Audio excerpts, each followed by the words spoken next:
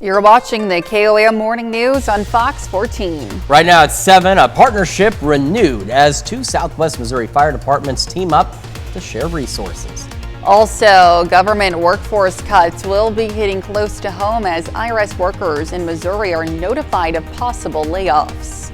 And a beautiful sunrise out there this morning, a bit chilly as well. We do have some shower and thunderstorm chances increasing over the next several days. Look at that forecast, get you out the door coming up. The 4 states' most watched news starts now.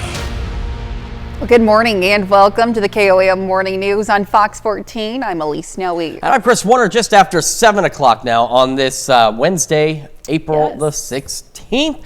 We've got a pretty decent day. Do have some rain chances out there, but of course, prior to some of these rain chances, we also had high fire danger across the area, keeping fire departments busy, and one was lacking a very vital resource. It certainly was. 2 fire departments in Southwest Missouri are helping each other out, not only in the field, but with equipment needs. KOAM Samantha Walker spoke with the 2 departments about the importance of their partnership. It's not uncommon for the Webb City Fire Department and Dunaweg Volunteer Fire Department to work together to fight fires. But now that partnership is going even further by sharing equipment. It starts with a Webb City brush truck from 1984 that was donated to them by the Missouri Department of Conservation. It just was older and had some issues. Parts are getting hard to find for it, so we had it had been setting for a year or 2 here. We had just decided to discontinue its use. We didn't have a need for it. The Dunaweg Volunteer Fire Department has the exact same truck, which stopped working properly several months ago. We've been trying to figure out what's wrong with it, and we finally just figured out what it was. But due to the age of the vehicles, parts to fix Dunaweg's broken truck were difficult to find. When the department heard Webb City had the same truck, they offered to buy it, with a plan to take parts from it to fix their own. Obviously, the truck wasn't worth a whole lot. It was donated to us to begin with, so it was just one of those deals, just pass it on. With approval from City Council, the Webb City Fire Department is giving Dunaweg their brush truck, with no money exchanging hands. Budgets are very tight. It's very exciting. It just goes to prove we have a super great relationship with all the departments around here, and we all work together very much. The Webb City Fire Chief said it only made sense with their partnership to send the truck from one department to another who could put it to good use. We have great auto aid, mutual aid agreements, so Dunaweg helps us a lot, and so it's kind of nice to be able to help them a little bit, and kind of pays them back for the help they give us. Dunaweg Fire responds to more incidents in rural areas requiring a brush truck, so they're ready to put the equipment to good use. And we'll go back to Webb City and help them with this truck that we put together. So, it's just a great partnership. One they are so grateful to have. We are so appreciative of Webb City for just donating this. It's just a really big blessing. The Dunaweg Volunteer Fire Department's brush truck is already in the shop, ready for those new parts to get it up and running. Reporting in Jasper County, I'm Samantha Walker, KOAM News. Now, the Webb City Council also gave approval for the fire department to buy additional bunker gear, something they are buying together with Dunaweg to save both departments some money. It's interesting, we have our different cities, but it's so fascinating to see how they all work together, how intertwined everything in our area really is with one location to the other, and we've seen that many times here in the 4 states. Especially first responders being able to rely on each other. Exactly. Like I said, there may be different city names on their vehicles, but when they come together, they are one. Absolutely. We've got a pretty decent day lined up for at least the first half of it, and then we could see a few scattered shower storms a little later. We're going to talk about that right now, starting though with a look outside downtown Pittsburgh from 4th and Broadway, looking back to the east toward the sunrise. It looks fantastic out there. Same from the MoDOT camera at 20th and Range Line in Joplin, looking back to the north onto the future track. With the future track, I do believe, while it's not showing it, I think as early as noon, we could have a couple of isolated showers or thunderstorms in the area. Again, these are going to be isolated through most of today, so not everybody necessarily will see rain today.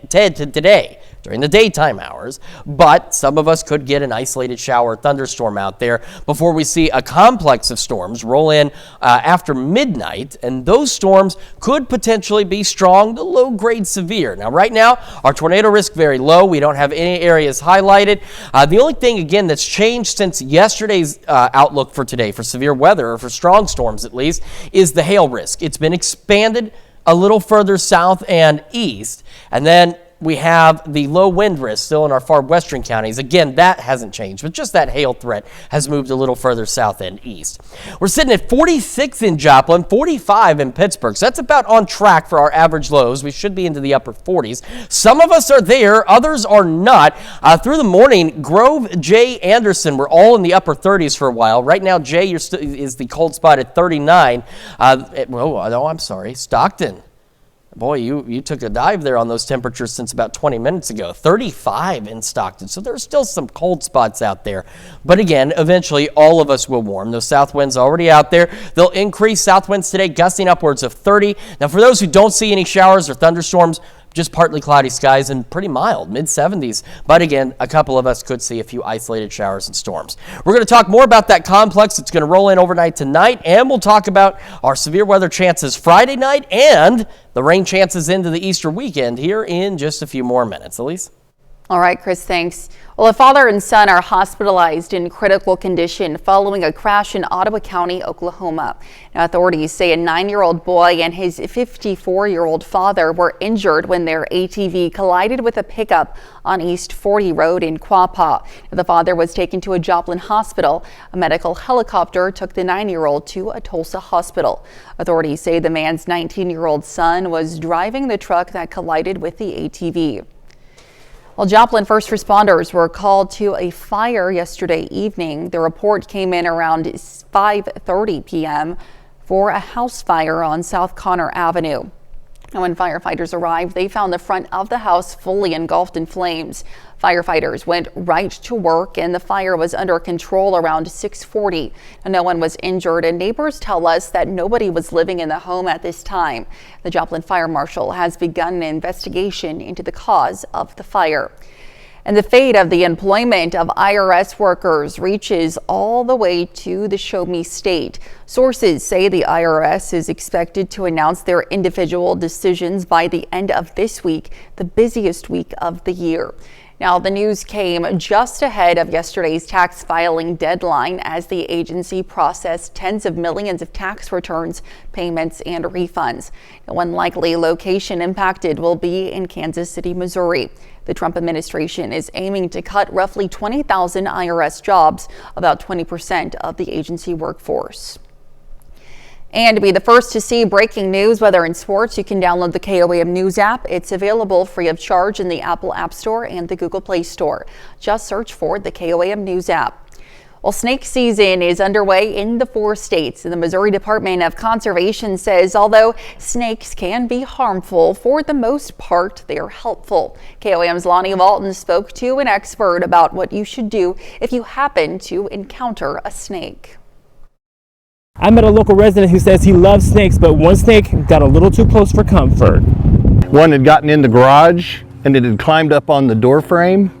And when I opened the door, it fell and almost landed on me. Terry Ross is a Baxter Springs resident who says he came face to face with an aggressive snake. I actually killed it because it was poisonous, and then I carried it outside and threw it over the fence in the yard. Luckily, Terry didn't get bitten by that snake, but according to Missouri conservationist Frank Skaleski says anyone bitten by any snake should report to the hospital with a photo of that snake. The first thing they're going to ask you, was it venomous or non-venomous? If you have a picture of that snake, that'll help you show the doctor what type of snake bit you. And although snakes can gross some people out, Skaleski says snakes can be very beneficial. Let's think about an animal that is providing us benefits through its control of mice and rats, other small rodents. And if you don't want those snakes lingering around, Skaleski says don't give it a reason to. Get rid of those wood piles, get rid of those debris piles, cover, seal those cracks in your deck. Ross says even though he had a bad encounter with a snake, he says they still aren't that bad. You know, if a copperhead or something's around, then I take notice. But no, I don't mind the snakes. I mean, they eat mice and stuff. And hopefully those venomous snakes don't hurt our locals, and vice versa. Reporting in Ambassador Springs, I'm Lonnie Walton, KOAM News. Now, according to the Missouri Department of Conservation, it's illegal to kill a snake in Missouri. However, the exception is if a venomous snake is in a position where it could bite a person. And those are our top news stories this half hour. Coming up next, Delia Lister joins us from the PSU Nature Reach Center with a few tips on how to handle a wildlife emergency. We'll be right back, but first, here's a live look from Forest Park, located in Parsons, Kansas.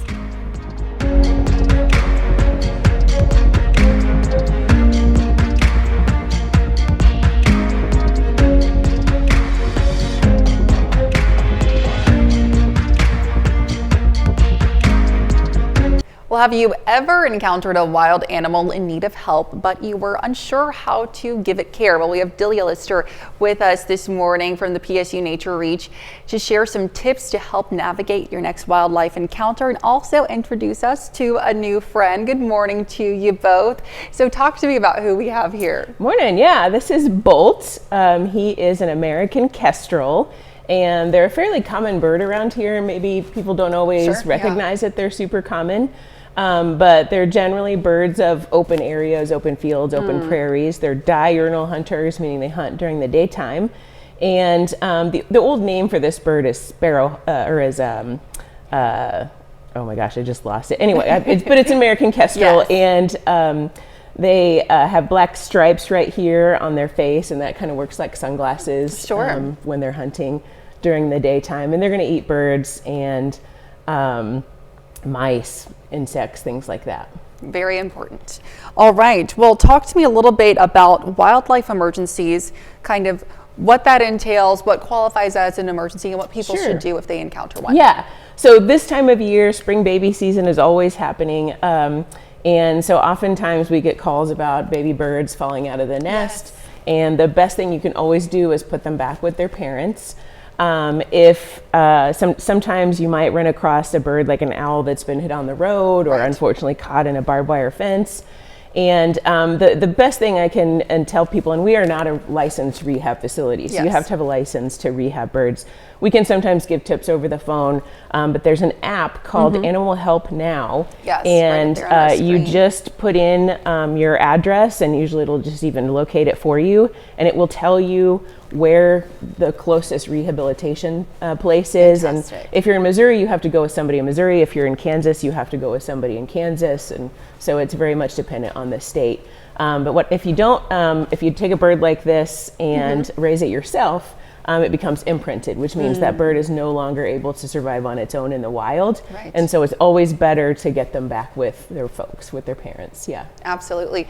And if people want to find out more about the PSU Nature Reach, where can they do so? Sure. We are on the Pitt State website, and so it's just pittstate.edu/biology/nature reach. And we do have some tips that we can that we've posted that can help with some basic wildlife emergencies. Fantastic. Well, thank you so much for being with us this morning and introducing us to Bolt. Happy to have you both. Stick around. We'll be right back. Thank you.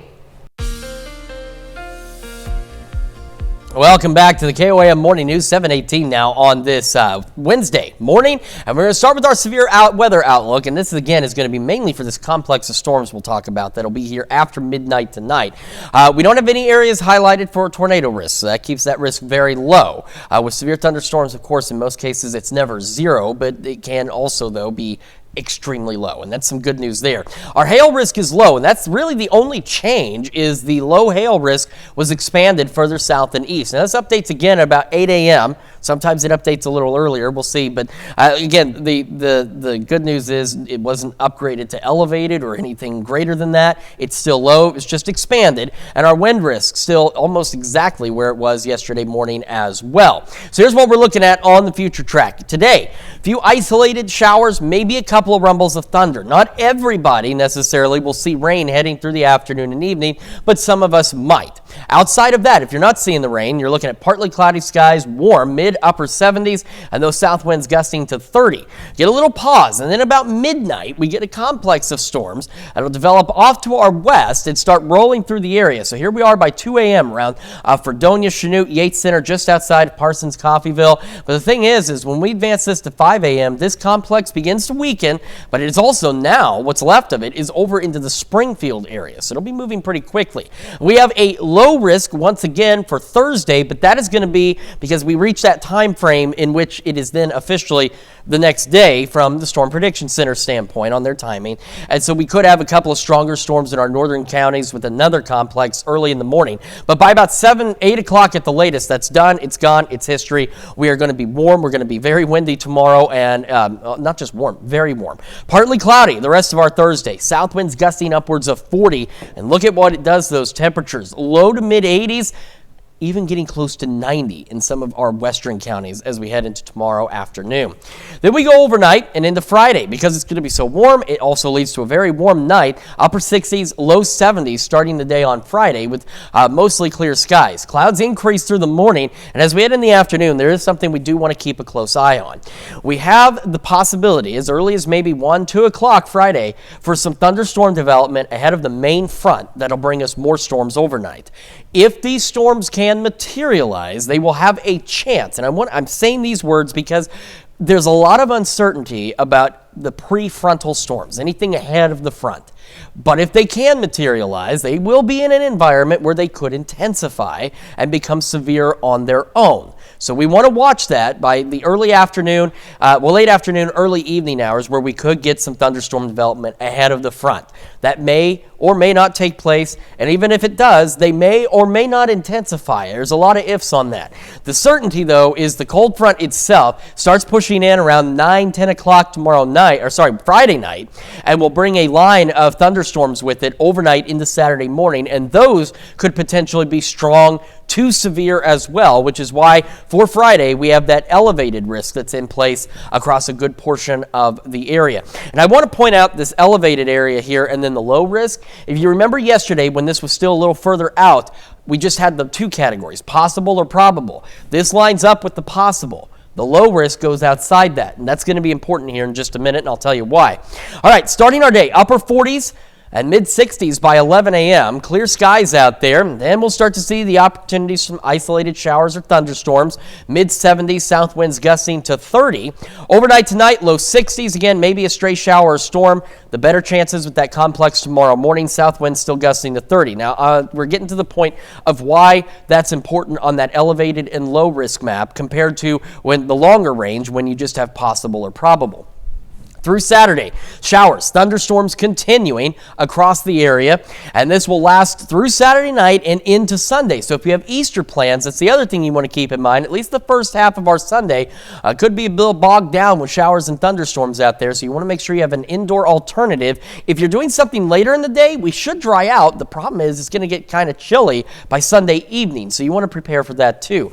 Now, on to the reason why the elevated and low risk areas are important when related to the long range.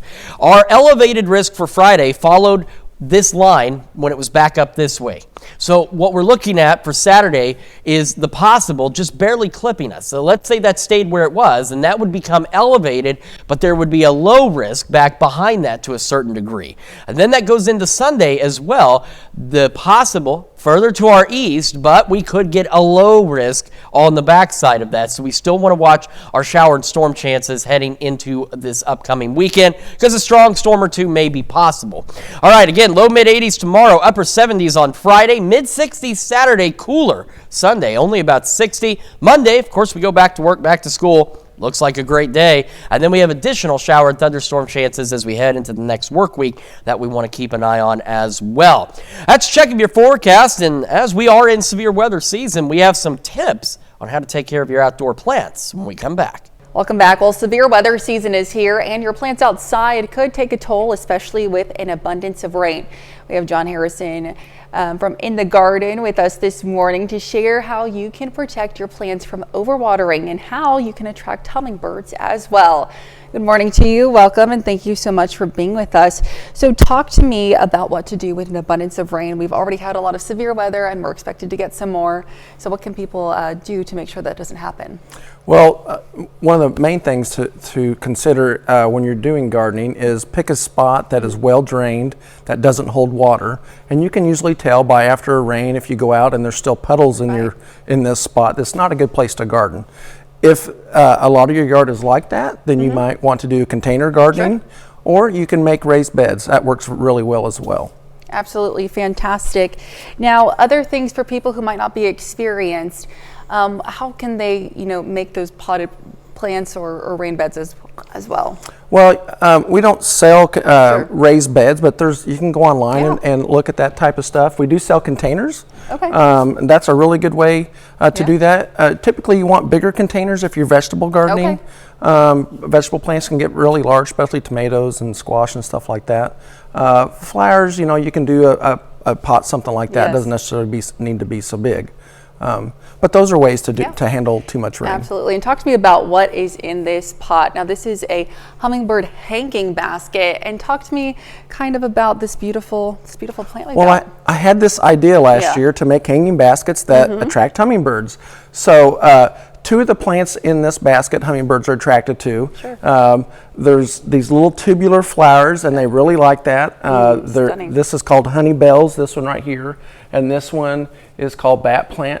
Now the lavender flower in there is actually for us. Just a little more color, a little more pop. Stunning, absolutely. So people can come and they can either make one of these or they can purchase these from you? I sell all those plants, and I also have these containers for sale at In the Garden. Absolutely. And if people want to find out more information about In the Garden or come and visit you, where can they do so? Well, we're located at A18 in Pittsburgh, Kansas, and you can visit our Facebook page. Wonderful. And we'll, of course, have all of this information on our website later on this morning, KOAMnewsnow.com. Thank you so much for being with us this morning. Happy to have you. Stick around. We'll be right back. The 4 states' most watched news starts now. Welcome back to the KOAM Morning News on Fox 14. It's currently 7:31. I'm Elise Snowy.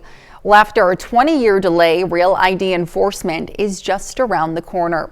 Now, starting May 7th, if you do not have one, you may not be able to fly on an airline. Now is the time to check your ID or driver's license for a gold or black star in the corner. Now, if it has one, that means you have a Real ID. Now, these are designed to prevent fraud and identity theft. Officials say it's important to get yours as soon as possible. Well, a big day for the Ronald McDonald House in Joplin. The family-focused charity got a helping hand from Freeman Auxiliary yesterday in the form of a $10,000 check. Now, for Ronald McDonald House, the donation means being able to better serve area families during some of life's most difficult moments. Now, for Freeman Auxiliary, the donation means giving necessary support to a charity that does so much good for the community. Traveling through the community and the baby that needs to be born and the troubles that come with an unexpected birth is real, and they're here without question help those families, no matter if they're from Joplin, Ohio, New York, or California. The partnership between Ronald McDonald House and Freeman Auxiliary dates back to 1995. And now you can stay up to date with the latest news, weather, and sports with the KOAM Plus TV streaming app. It's available on Amazon Fire TV, Android TV, Apple TV Plus, and Roku. The player is also available on our news and weather apps as well as our website. Watch live streaming anytime, absolutely free. The KOAM Plus TV streaming app. Well, springtime brings out fun family activities and some familiar holiday faces. The Easter Bunny is chilling at Joplin's North Park Mall to greet and take photos with kiddos of all ages. Now, there have been several Easter events happening, and there are several more to come. You can scan this QR code to find some more egg hunts coming up in the 4 states. Now, of course, you can also adventure over to our website, KOAMnewsnow.com, for more things to do. Now, let's head over to Chris for a quick look at your forecast. We're starting off our day pretty decent out there. Our camera downtown Pittsburgh, 4th and Broadway looks fantastic. Skies are pretty clear. Temperature's a bit chilly this morning, but it will warm up pretty quickly into the afternoon hours. MoDOT camera 20th and Rangeline also looking good so far as well. Future track by noon.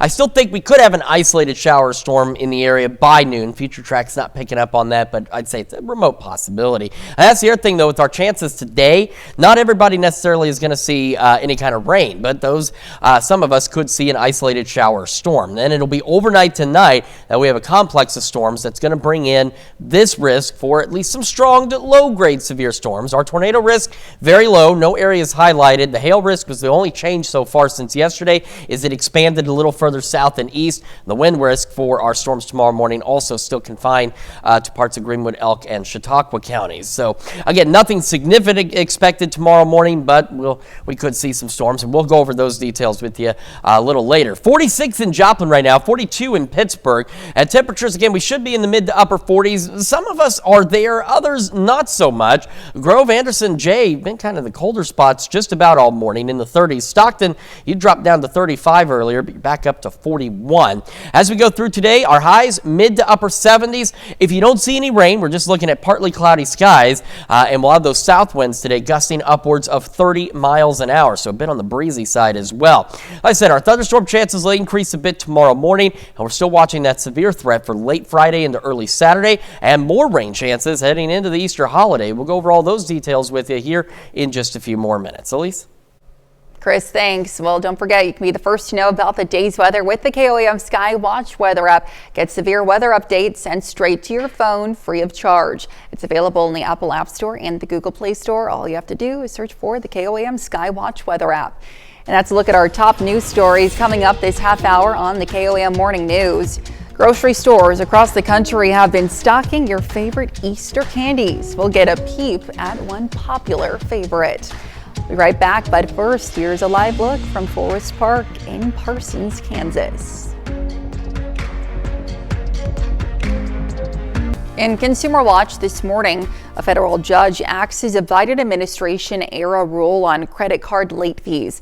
Now, the judge scrapped the rule that capped credit card late fees at $8. The judge says the rule violated the Credit Card Accountability and Disclosure Act of 2009 and prevented card issuers from charging reasonable fees for certain violations.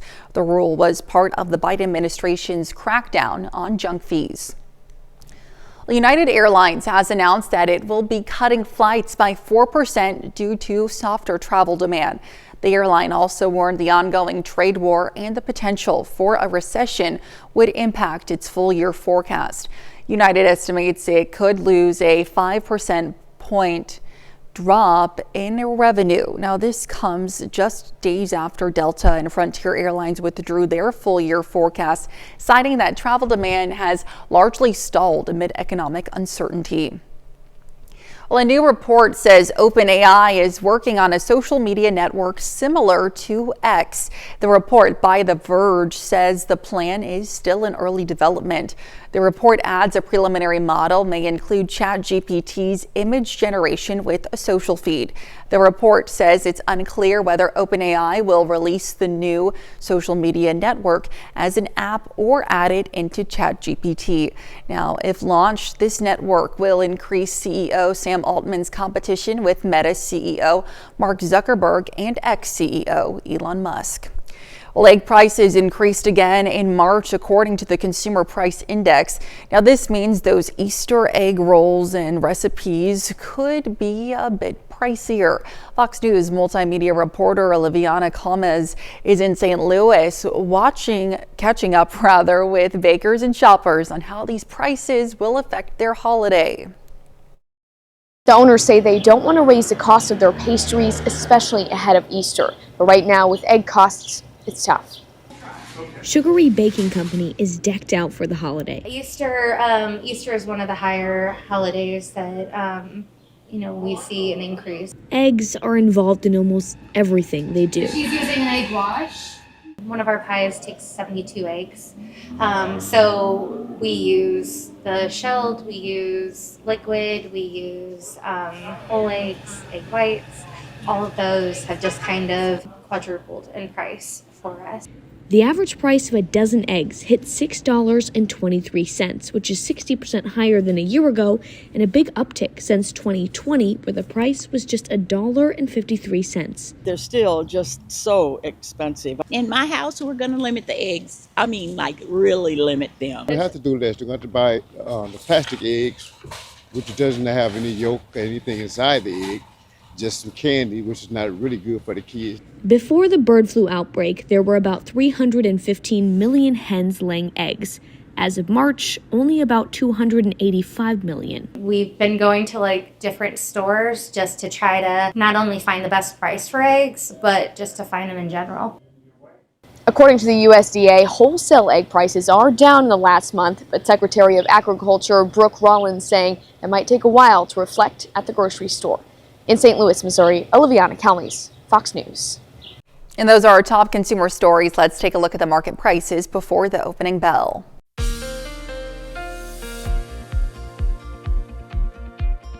Welcome back to the KOAM Morning News. 7:44 now on this Wednesday morning, starting with our severe risk as we head really into tomorrow morning.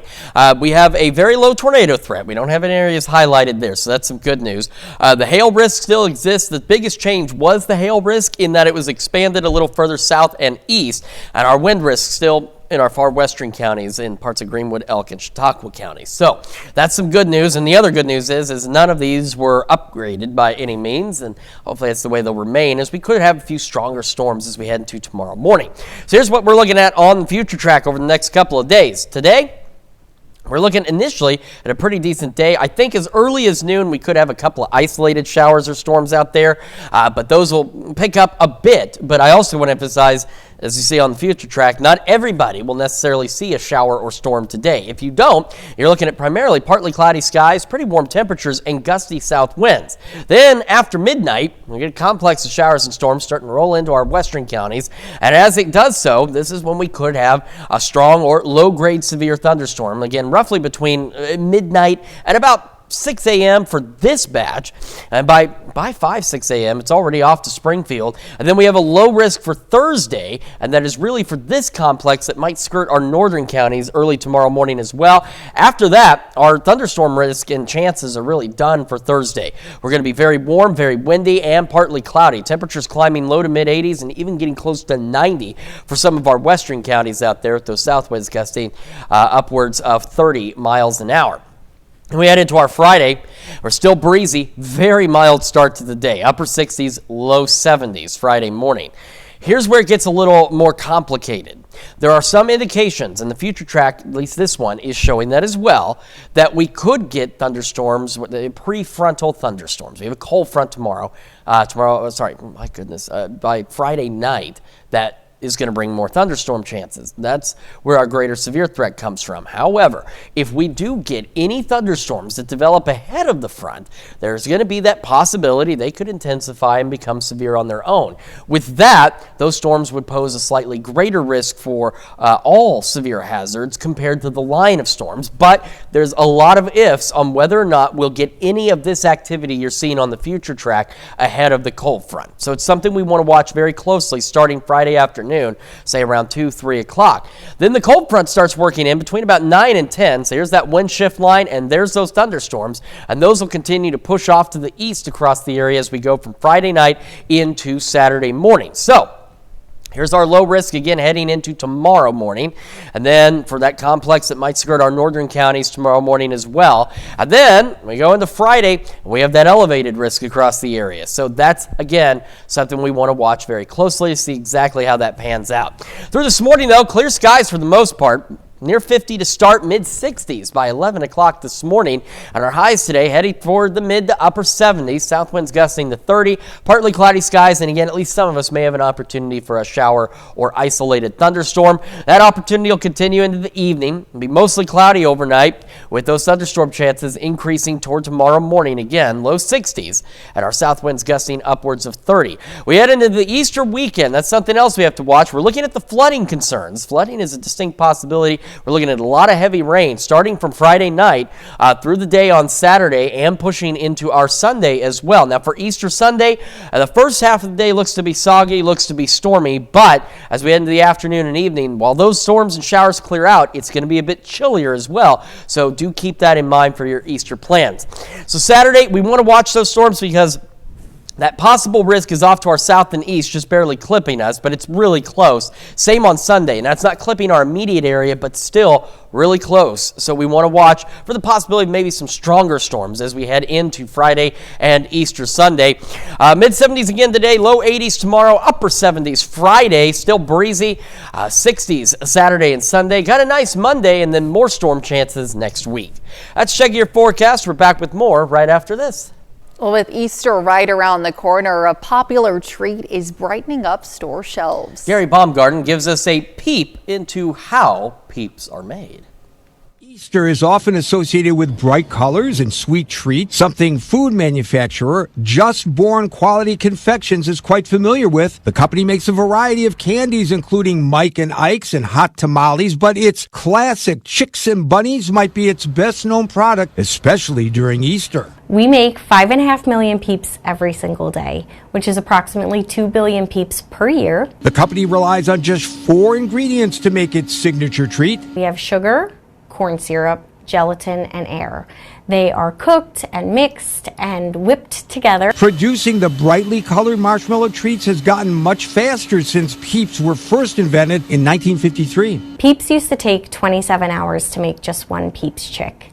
Now it takes only 6 minutes. Most of the modern peep making process consists of cooling down after being pumped into its classic shapes and dusted with brightly colored sugar. Then there is an overwrap protective film that they get wrapped, put in their cases, and then shipped off to our retailers and our fans. The company says its original color, yellow, is its best seller, but the variety of colors and flavors help them stand out during the Easter season. They are just such cute characters. They have beautiful colors, they're fun shapes, they're perfect for the spring season. The sweet treats could also be hopping into more Easter baskets this year, as some consumers are looking for alternatives to dyeing eggs amid soaring prices. We think that Peeps have become such a cultural icon because they have been passed down through generations. Gary Baumgarten, Fox News. That's certainly interesting. Yes. And of course, with Peeps, you either love them or hate them. Yeah, they're pretty a hot topic when it comes to debating if you like them or not. I used to really love them as a kid, but I feel like I haven't had one in so long I wouldn't even know what to think. Yeah, I think we need to get some before too much get longer. some Peeps. Well, let's take one more quick look. We've got the severe weather risk tonight is low. So good news is no change there, and we're still looking at that elevated risk as we head into Friday evening. Getting our day started, we're going to be into the upper 40s by about 8 o'clock. So the next few minutes, most of us should be there. Mid-60s by 11 a.m. with those sunny skies, and we'll start to see some isolated showers and storms into the afternoon. We'll have another look at your forecast, news you need to know right after this. And here's a check of today's top headlines, the news you need to know before you head out the door. The fate of the employment of IRS workers reaches to the Show Me State. Now, sources say the IRS is expected to announce their individual decisions by the end of this week. Now, one likely location impacted will be in Kansas City, Missouri. The Trump administration is aiming to cut roughly 20,000 IRS jobs, about 20% of the agency workforce. And the Trump administration is set to enforce Real ID on May 7th. Check your ID or driver's license for a gold or black star in the corner. Now, if it has one, that means you have a real ID. Now, these are designed to prevent fraud and identity theft. Officials say it's important to get yours as soon as possible. And springtime brings out fun family activities and some familiar holiday faces. Now, there have been several Easter events happening, and there are more to come. You can scan this QR code to find some more egg hunts in the 4 states. And we've got a pretty decent day out there, aside from, again, an isolated shower thunderstorm. Not everyone will see rain today, and those who don't, it'll simply be partly cloudy and warm, mid to upper 70s, south winds gusting to 30. South winds gusting to 30 overnight as well. We'll have those storm chances after midnight, so between midnight and 7 a.m. A couple rounds of some strong to low-grade severe thunderstorms possible tomorrow morning, back into the low 60s. We're still watching that severe threat as we head into Friday afternoon and evening as well with the approach of a cold front. Low 80s tomorrow, maybe even some upper 80s in our western counties. Those winds out of the south gusting to 40. Still breezy Friday. Thunderstorms carrying on into the Easter weekend, so just make sure you have some backup plans just in case the rain continues a little too long where you are. Right. Well, elephants at San Diego Zoo Safari Park were caught on camera performing a natural instinct from the Monday morning earthquake. Now you'll see this herd of African elephants instinctively circling the young elephants to protect them. This behavior is known as an alert circle and is intended to protect the young and the entire herd from threats. The herd went back to normal after about 4 minutes, though they did stay close to one another.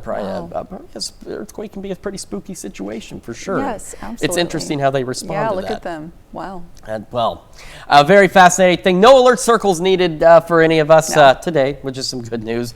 We will be back with more news and weather today at noon. Have a great rest of your morning.